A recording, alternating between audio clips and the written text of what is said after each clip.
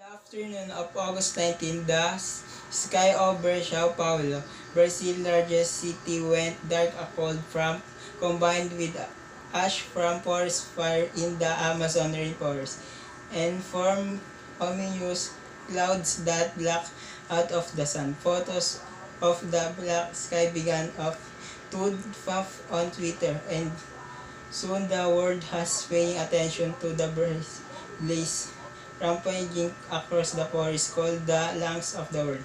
Many blame President Jair Bolsonaro's rhetoric as the central factor in the crisis. Less obvious are the ways the conflagrations stem from years of slashing government budgets from environments and dismantling supports for indigenous and traditional substance communities.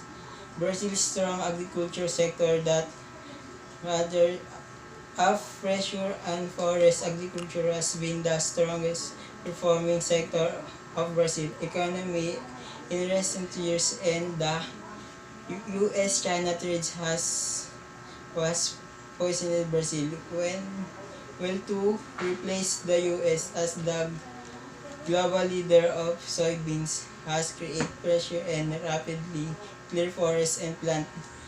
Jair Bolsonaro's oldest son, Flavio Bolsonaro, our senator, has introduced a bill that would eliminate a requirement that rural pro- properties in the Amazon maintain 80% of their native vegetation.